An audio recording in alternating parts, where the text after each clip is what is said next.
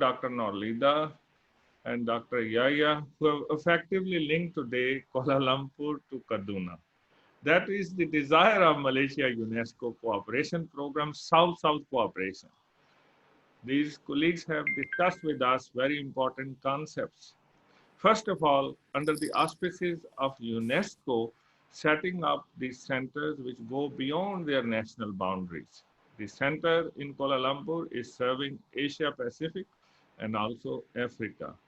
The center in Kaduna, Nigeria is serving many African nations and is also providing co-learning with the center in Asia. So this is a wonderful cooperation which is being promoted through what we call Malaysia UNESCO Cooperation Program. So the network of experts has been formed.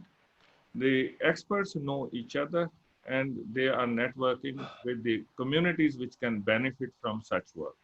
So this is a very, very important part of our collaboration under Malaysia UNESCO Cooperation Program.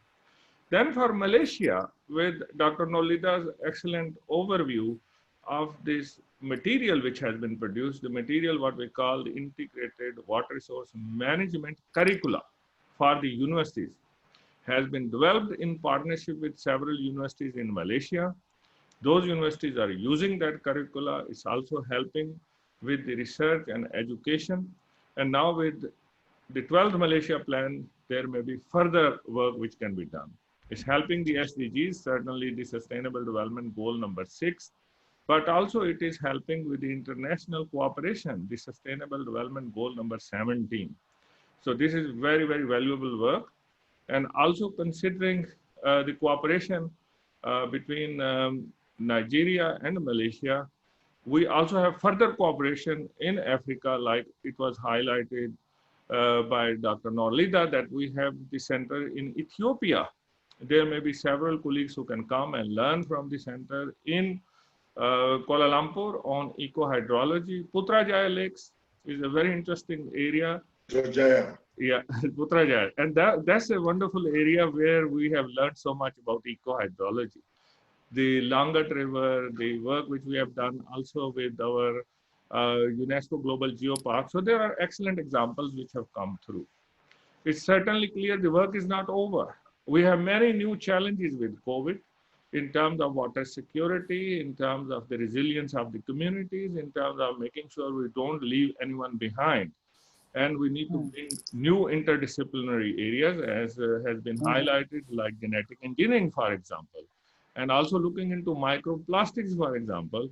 So we have the persistent previous and the new challenges of inequalities in water access, in water sanitation, and very importantly, resilience against disaster.